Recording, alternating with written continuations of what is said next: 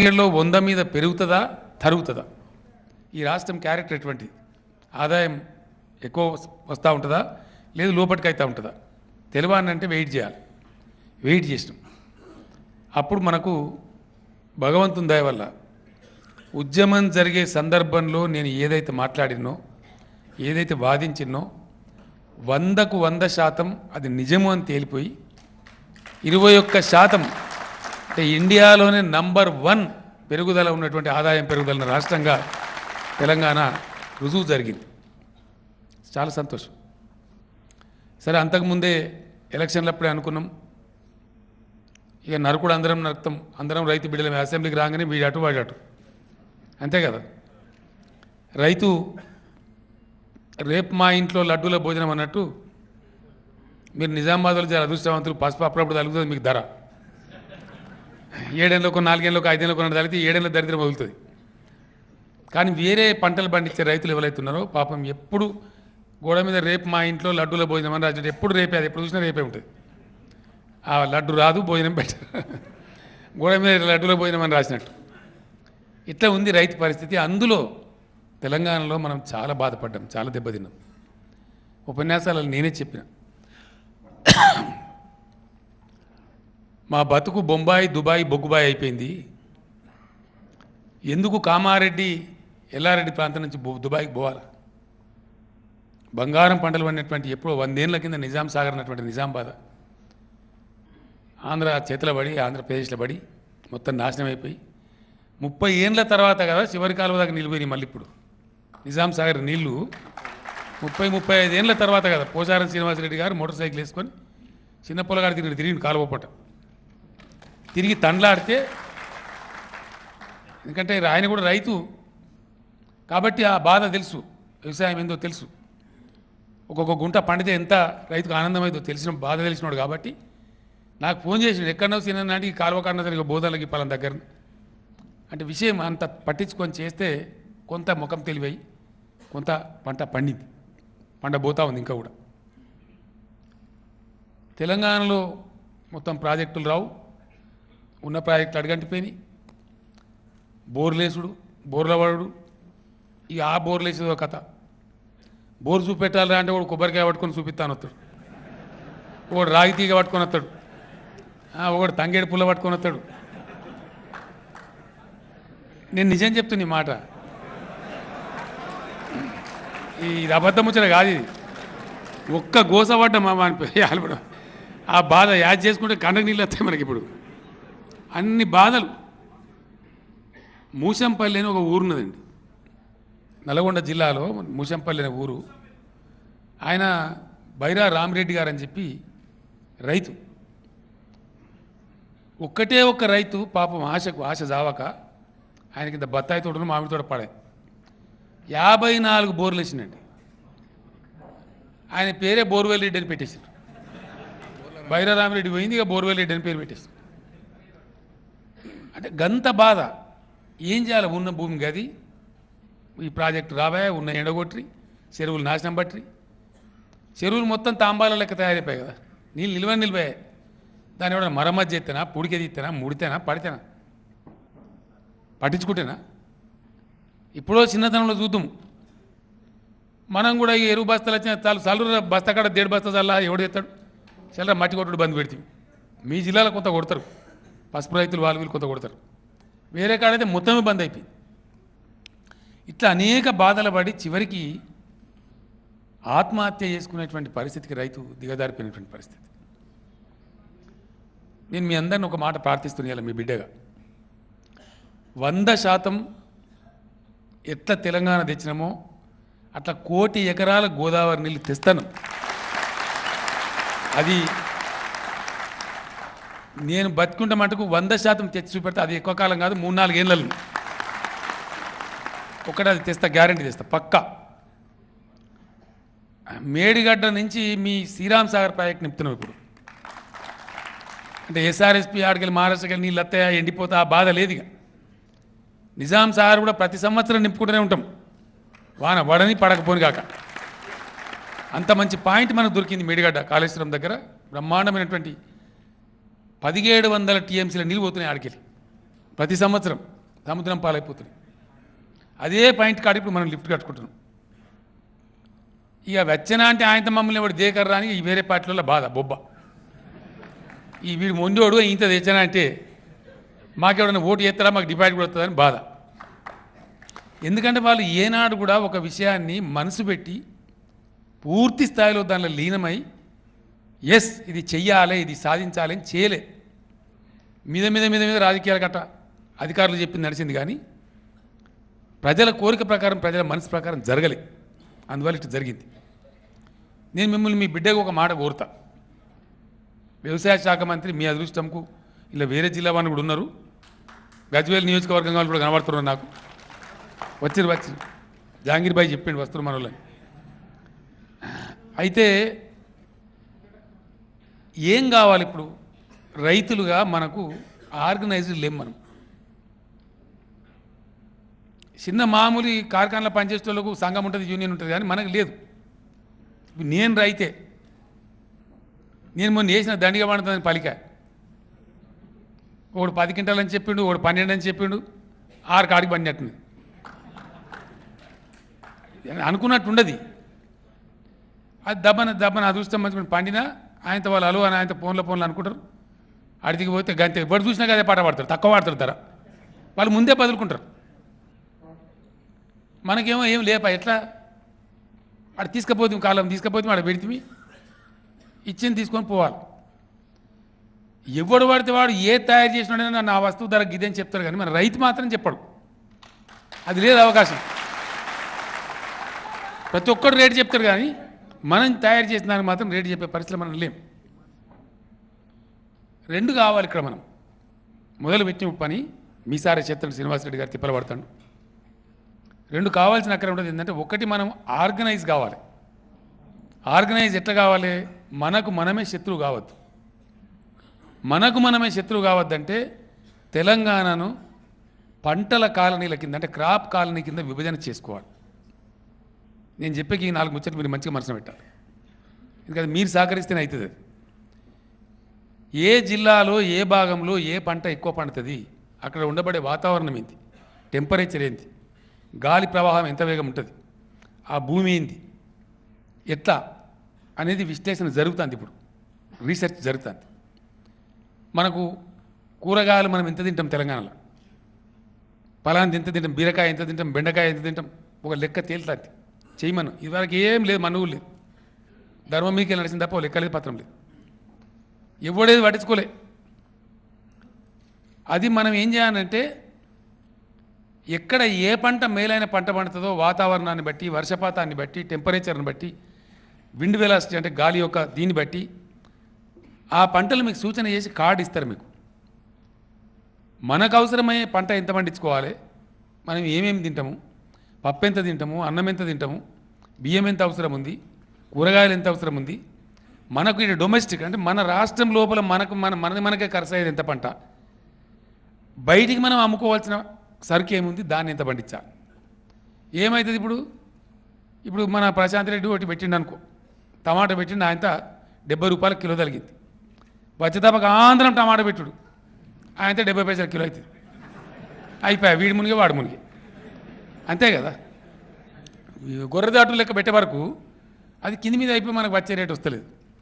కాబట్టి అందరూ పండించే పంటకు ఖచ్చితంగా రేటు రావాలంటే తెలంగాణ రాష్ట్ర వ్యవసాయం మొత్తం క్రాప్ కాలనీస్ కింద విభజన జరగాలి.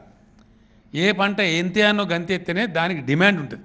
అప్పుడు నువ్వు పండించిన దానికి ధర వస్తుంది, నేను పండించిన దానికి వద్దు, నువ్వు బతుకుతావు, నేను బతుకుతా. ఈ విధంగా రైతులు అనేది ఖచ్చితంగా ఆర్గనైజ్ కావాలి. దీనికోసం చాలా విశేషమైనటువంటి కృషి ఇప్పుడు జరుగుతూ ఉంది. తప్పకుండా జరుగుతుంది, గ్యారంటీకి జరుగుతుంది.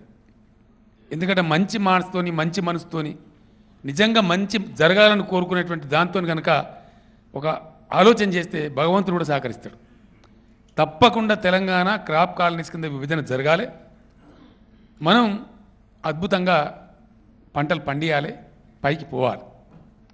రైతులను కూడా కొంత ఆర్గనైజ్ కావడానికి ఏం పద్ధతి అవలంబించానో టెక్నిక్ నేను ఆలోచిస్తూ ఉన్నా. అందరూ కూడా ఎప్పుడు మాట్లాడినా రైతులు వ్యవసాయం బాగుపడాలి, మంచి చెడ్డ చేస్తారు. ఒకటి క్రాప్ కాలనీ చేసుకోవాలి, ఒకటి. రెండవది ప్రతి రైతు యొక్క భూమి ఆ భూమిలో ఏమంది వేయాలి, ఎంత వేయాలి, ఎంత వేయద్దు, అది కూడా జరగాలి. దీనికి ఇంకొక మాట కూడా చెప్తే దీనికి ముందు నేను మునుపు బాగా ఉండేది గొర్రెలు మంచి చెడ్డ. ఇక ట్రాక్టర్లు వచ్చి దుడ్డు మొదలైనాక అన్ని పోయినాయి, పశువులు పోయినాయి, బర్రెలు పోయినాయి, అంత పోయింది, గోళ్ళు కూడా పోయినాయి. సేంద్రియ ఎరువు తగ్గిపోయింది. మనం మందలు పెట్టుకుందాం, ఇప్పుడు ఏడ పెట్టు లేదు, ఏం లేదు. మళ్ళా ఒకసారి మొన్న మీరు పేపర్లలో చూసిన టీవీలలో చూసినారు, 4.5 కోట్ల గొర్రెలు తయారు కాబోతా ఉన్నాయి 2 సంవత్సరాల లోపల. 4.5 కోట్ల గొర్రెలు, కొన్ని లక్షల టన్నుల గొర్రె ఎరువు మనకు ఎక్కడ పడితే అక్కడ, ఏ ఊర్లో పడితే ఆ ఊర్లో ఉంటుంది. పండ్ల తోటలు ఉన్న వాళ్ళము, రైతులము గొర్రెలను మేపనీయాల వాళ్ళం అవకాశం ఇవ్వాలి. మేకలు ఖరాబ్ చేస్తే కానీ గొల్లు ఖరాబ్ చేయ, మనకు తెలిసే విషయం. వాటిని ఎట్లా మేపనీయను అట్లా మేపనిచ్చి, కండిషన్ ఏంది, వాళ్ళు మనకు మందలు పెట్టాలి.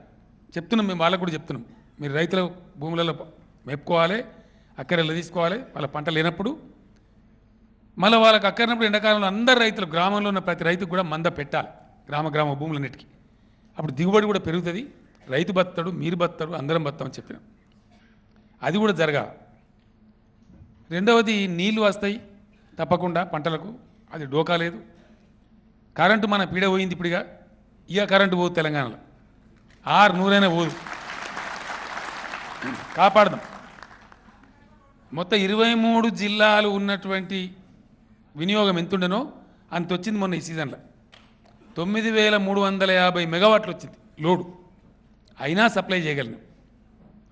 ఇంకెంత పెరిగినా కూడా సప్లై చేపిస్తాం తప్పకుండా, అందులో అనుమానం లేదు. కరెంటు బాధ ఉండదు, నీళ్లు వస్తాయి, గొర్రెలు వచ్చి ఎరువులు బాగా దొరుకుతాయి, సేంద్రియ ఎరువులు పెరుగుతాయి. ఇంకా కొన్ని స్కీములు నేను ఆలోచిస్తూ ఉన్నా. అన్నిటిని మించి రైతాంగం అప్పుల పాలై, ఆత్మహత్యల పాలై, ఆగమై ఇబ్బంది పడుతూ ఉన్నారు. పంట పండించినా మినిమం సపోర్ట్ ప్రైస్ వస్తలేదు, వల్నరబిలిటీ, వాళ్ళకి దెబ్బతినడం, ఇది జరుగుతూ ఉంది. చాలా సందర్భాల్లో రైతులను కలిసినప్పుడు, మీరు రైతుల గురించి, మా గన్మ్యాన్ వీరారెడ్డి ఉన్నాడు, మా security officer, chief security officer, కారులో పోతుంటే ఎప్పుడు ఎంబడి ఉంటాడు కదా. నేను వీళ్ళకో స్కీమ్ వాళ్ళకో స్కీమ్ చెప్తా ఉంటే ఆయన చెప్తాడు, సార్ మన రైతులకి ఏమన్నా ఆలోచన చేయి సార్, నువ్వు ఏదైనా ఉపాయం చూడు, ఎట్లన్నా చేసి. ఎందుకంటే ఆయన కూడా రైతు, ఆయనకి ఇంత అవసరం ఉన్నది కాబట్టి ఏదైనా రైతు అన్నప్పటికీ మనసు కొట్టుకుంటుంది కదా, రైతు బాధ ఎక్కువ ఉన్నది, ఎట్లన్నా వాళ్ళకి సహకారం జరగాలి అనే ముచ్చట ఉంటుంది. మరి నేను పుట్టిందే కొన్ని చరిత్రలు పుట్టించడానికి నాకు తెలియదు కానీ, ఇప్పుడు శ్రీనివాసరెడ్డి గారు చెప్పారు 17,000 కోట్ల రుణం ఇండియాలో ఇదివరకు ఏ రాష్ట్రం కూడా మాఫీ చేయలే. సరే మనం చేసుకున్నాం, సంతోషం, దాంతో కథ అయిపోలే. ముందుకు తెలంగాణ బంగారు తెలంగాణ కావాలి, వట్టిగా నోట్లకెళ్ళి మాటతోని కాదు, డైలాగులు కొడితే కాదు. నిజంగా చిత్తశుద్ధితో ప్రభుత్వం సిన్సియారిటీతో ఆలోచన చేయాలి, కమిట్మెంట్తో పనిచేయాలి. ఇవాళ రుణమాఫీ కంప్లీట్ చేసి ఒక చరిత్ర సృష్టించడం తెలంగాణ మీ అందరి ఆశీర్వచనంతో, మళ్ళీ ఇవాళ ఇప్పుడు నేను చేసే ప్రకటనతోని కొత్త చరిత్రకు భారతదేశంలో శ్రీకారం చుడతా ఉన్నాం. తెలంగాణలో 55 లక్షల మంది రైతులు ఉన్నారు, 55 lakh ఫార్మర్స్ ఉన్నారు, 55 లక్షల మంది. మనకు వాడేటటువంటి ఎరువులు యూరియా ఒక 13 లక్షల టన్నులు వాడతాం, డిఏపి ఎన్పికే అంటే దుక్కిమందు బస్తాలు 11 లక్షల టన్నులు వాడతాం, 1,70,000 టన్నులేమో పొటాష్ అట్లా వాడతాం, కొంత వేరే మందులు వాడతాం, అమోనియా గిమోనియా వాడతాం, జింకు బింకు అటువంటి. ఇవాళ నేను చెప్పేది పెద్ద చరిత్ర, దేశమే ఆగమవుతుంది, కదులుతుంది. కేసీఆర్ పుట్టిందే అందుకు కావచ్చు మరి నాకు తెలియదు. వచ్చే ఈ సంవత్సరం బడ్జెట్ పెట్టినాం, ఈ 4,000 కోట్లు లాగోడు ఇటే గుంజింది, ఇది మన అప్పులకు. వచ్చే సంవత్సరం నుంచి, వచ్చే ఆర్థిక సంవత్సరం నుంచి తెలంగాణలో రైతులు వాడేటటువంటి 24 లక్షల టన్నులు లేదా 26 లక్షల టన్నుల ఎరువులు ఏవైతుంటాయో 100కు 100% ఫ్రీగా రైతులకు సప్లై చేస్తాం, 100%. ఇండియాలో 100% సప్లై చేస్తాం.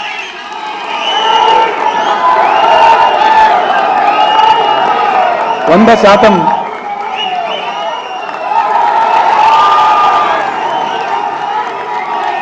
ఈ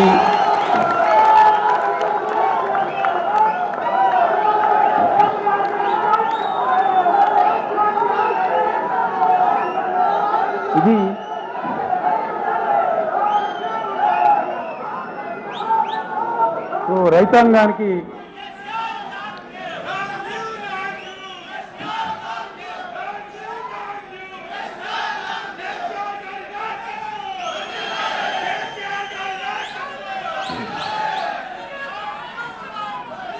ఒక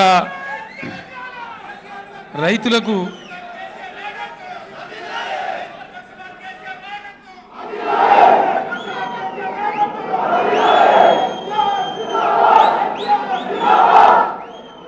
ఇది ఒక రైతు బిడ్డగా నేను రైతులకు చేయగలిగిన సేవ. ఇట్లా ఎన్నో రకాల ఆదుకుంటే తప్ప బంగారు తెలంగాణ కాదు. రైతు బాగుపడితే గ్రామంలోనే కొన్ని వేల కోట్ల సంపద సృష్టిస్తే అది బంగారు తెలంగాణ అవుతుంది. ఆ బంగారు తెలంగాణ కోసమే ఆనాడు సావు నోట్లో తలకాయ పెట్టేదాకా నేను కొట్లాడిన నిమ్స్ హాస్పిటల్ పోతే ఆనాడే పోవాలి. దేవుడు బతికిచ్చిండు, బతికించుడే కాదు తెలంగాణ రప్పించిండు. ఈరోజు ఖచ్చితంగా 600 సరే చిల్లర రాజకీయాలు పక్కన పెడితే తెలంగాణ ఉన్నన్ని రోజులు రైతుకు ఫ్రీ ఫర్టిలైజర్ సప్లై కావాలి, అవి తీరాలి. పర్వాలేదన్నా మేము ఒక 50% పెట్టుకుంటాం, మేము మంచిగా అయినా మన రైతులు చెప్పేదాకా సప్లై అయితేనే ఉండాలి, అంతే కదా. మాకు కూడా మేము మంచిగా అయినాం. మొన్న మీరు ఏమన్నారు, కరెంటు ఇస్తుంటే 9 గంటలు వద్దు సార్ 6 గంటలు అయ్యింది, మీరు వద్దనేలాగా సప్లై చేసిన బాగా వచ్చింది, బాగా జరిగింది కదా. దీంతో ఏమైందంటే ఒక ఎకరానికి రైతుకు మనం 2 దుక్కిమంది బస్తాలు ఇస్తాం, ఒక 3 యూరియా బస్తాలు ఇస్తాం ఇంచుమించుగా రఫ్గా. జర పైత్యం ఎక్కువ నాసు ఉంటాడు బీసీ సరే ఇంకో 1.5 బస్తా ఎక్కువ అంటారు, అంతే కదా. మామూలుగా వేసేది అయితే అట్లా ఎక్కువ ఇయ్యద్దు, చెడిపోతాం. భూమిలో ఫిక్స్ అవుతుంది, అది పంట దెబ్బ కొడుతుంది. దానికి మనం కూడా కడుపుకి ఎంత తినడం గంత తింటేనే కరెక్ట్ ఉంటుంది కదా. ఎక్కువ పెడితే అజీర్తి అయిపోతుంది, కడుపు నొప్పి అవుతుంది. అట్లనే దానికి కూడా వ్యవసాయంలో కొత్త విషయాలు వచ్చినాయి, కొత్త పరిశోధన వచ్చింది. అవన్నీ తెచ్చాడు శ్రీనివాసరెడ్డి గారు, లక్ష్మీపుత్రుడు ఆయన. వ్యవసాయ శాఖ ఎప్పుడైతే ఆయన అడుగు పెట్టిండో, ఆయన స్వతహాగా రైతు బిడ్డ కాబట్టి వ్యవసాయ శాఖ ఆయన తీసుకున్న నుంచి నిజంగా మంచి విప్లవం జరుగుతూ ఉంది. ఇలా 17,000 కోట్ల రుణమాఫీ చేసుకున్నాం. ఇలా రైతులకు శాశ్వతంగా అయితే అయిద్దండి 6,000 కోట్లు ఏం పోతుంది రైతులకు ఇస్తే తప్ప ఇవ్వకూడదా? ఎదురైనోడు వాళ్ళు నెత్తికొట్టుడే తప్ప, వాళ్ళు ఆగమవుడే తప్ప, అప్లపాలవుడే తప్ప. ఎస్, కడుపు నిండా ఇచ్చుకుందాం, బ్రహ్మాండంగా ఇచ్చుకుందాం. ఎన్నడూ కూడా చరిత్రలో రైతుల గురించి ఏ ఆలోచన ఎవరు చేయలే. ఇవాళ మనం చేసుకుంటున్నాం, ఎందుకంటే మన రాష్ట్రం కాబట్టి, పవర్ మన చేతులు ఉంది కాబట్టి. ముఖ్యమంత్రి మీ బిడ్డ రైతున్నాడు కాబట్టి 100% ఇది చేసి తీరుతాం. ఎట్టి పరిస్థితుల్లో చేసుకుంటాం. ఎవరి కోసం చేసుకుంటున్నాం? మన రైతుల కోసం, మన కుటుంబాల కోసం. ఎకరానికి 4 నుంచి 4,500 వేల రూపాయలు రైతుకు సపోర్ట్ వస్తుంది గవర్నమెంట్ నుంచి. 5 ఎకరాలను రైతు 20,000 పెట్టుబడి పెడుతుంది లాగోడు ఎరువుల మీద. ఆ 20,000 ప్రభుత్వం అవుతుంది, మీరు ఏకాన పెట్టి అక్కర్లేదు. ఇంకోటి చిన్న చిల్లర పని ఉంటుంది, అది నా వల్ల కాదు, సిక్కిరి బొక్కిరి ఉంటుంది. పురుగుల మందు మాత్రం మీరు కొనుక్కోవాలి, ఎందుకంటే అది ఒకరికి ఓటు పట్టి ఉంటుంది, ఒకరికి ఓటు పట్టి ఉంటుంది. పంటకు నమోను ఉంటుంది అది. ఇక ఏ పంటకైనా దుక్కి మంది అయితే గ్యారంటీ కావాలి కదా, అది పక్క మాట. దుక్కి మంది కావాలి, మన యూరియా కావాలి, పొటాష్ కావాలి, మెయిన్గా ఉండేటికి ఇవి నేను ఇస్తా. పురుగుల మందు మీరు కొట్టుంటారు. అది చిన్న పని అయితే ఎకరకు 100, 200, 400 కూడా కాదు. ఈ ఏడైతే పురుగు కూడా తక్కువనే ఉండే, చాలా మంచి పంటలు పండుతున్నాయి. కాబట్టి ఇత్తనం కూడా మీరే కొనుక్కోవాలి. ఎందుకంటే సబ్సిడీ ఇచ్చేది ఇస్తారు, ఇంతకుముందు ఇచ్చే సబ్సిడీ ఇస్తారు, సబ్సిడీ ఇస్తున్నారు, ఆ సబ్సిడీ కంటిన్యూ ఉంటుంది. నన్ను కూడా బయట మంది తిట్టదు కదా, ఏదైనా చేసినా అతికినట్టు ఉండాలి కదా. రైతులకు నిజంగా చెప్పానంటే మా వీరారెడ్డిని కూడా నేను ఇలా అభినందిస్తూ ఉన్నా. ఆలోచన చేయడానికి చెప్తా ఉంటారు కదా పక్కన వాళ్ళంతా, ఇప్పుడు కూడా ప్రతిసారి చెప్తారు. ఇలా మంచి 5 ఎకరాలు చేసే రైతుకు ఒక 20,000 ఒక దీము ₹1 దమని ధర కింది మీద చేసినా, వాళ్ళు వ్యాపారస్తులు కొద్దిగా ఆగం పట్టినా ఏకదం వెంకటిలో కూడా కొంచెం ఆదుకోవాలి, ఇది మాత్రం గ్యారంటీ ఉంటుంది అన్నటువంటి విషయంలో మంచి నిర్ణయం తప్పకుండా పనికొచ్చేది మీకు 100%. దీనికి ఇంకో సహకారం మీరు చేయాలి దయచేసి. ఇది మంచిగా నిజాయితీగా ఇంప్లిమెంట్ కావాలంటే నేను ఏం చేస్తా అంటే, ఇప్పుడు ఇది ఎట్లుందంటే గవర్నమెంట్లో ఓ లంగ పని చేద్దామంటే ఇబ్బంది లేదండి, మంచి పని చేద్దామంటే బాధ ఉంది. నేను నిజం చెప్తున్న ఈ మాట, 3 ఏళ్ళ గవర్నమెంట్ నడిపించి నాకు ఎదురైన బాధలు చూసి చెప్తున్న ఈ మాట. నేను ఇక కూర్చున్న కాడ మత్తుగా మాట్లాడచ్చు కానీ చేస్తే మనసు పడుతుంది కదా. విషయం ఏంటంటే ఓ స్కీమ్ పెట్టగానే వెంటనే పుడుతున్న పైరవకారు దాని వెంటనే ఇమీడియట్గా ఇప్పుడు కళ్యాణ లక్ష్మి అని పథకం ఉంది, మంచి పథకం. పేదలకు పాపం పెళ్లి చేసుకోవడానికి ప్రభుత్వం ఇచ్చే డబ్బు లోపలనే అంత లోపలనే ఎల్ల తీసుకొని పెళ్లి చేసుకునే వాళ్ళు కూడా ఉన్నారు. కొంత బాధ తప్పుతుంది. దానికి కులం పెట్టలేదు, ఎందుకంటే గరీబ్ వాళ్ళు ఉంటే వాళ్ళకి ఇవ్వని చెప్పింది. మొన్న ఒక 75,000 దాకా దాన్ని పెంచినాం, ఇబ్బంది లేకుండా అయిపోయింది, ప్రజలకు దాని రంది లేకుండా అయిపోయింది. అన్నం తింటలేను అని ఇప్పుడు అనుకుంటే అయిపోయింది. పప్పో పులుసో తొక్కో ఏదో ఒకటి 2 పూటల తినే పరిస్థితి. రూపాయి కిలో బియ్యం ఇచ్చుకుంటాం కాబట్టి 6 కిలోలు ఇచ్చుకుంటాం కాబట్టి దానికి కూడా బాధ లేకుండా అయిపోయింది. కొంత కరెంటు మంచిగా చేసుకున్నాం కాబట్టి వ్యవసాయానికి కూడా ఎక్కువ భయం లేకుండా అయిపోయింది. ఇప్పుడు ఎరువులు దాంతో మరింత ధీమా వస్తుంది. చాలా మన రైతాంగం ఇలా పండుగ చేసుకుంటారు, చేసుకోవాలి కూడా, సంతోషపడాలి కూడా.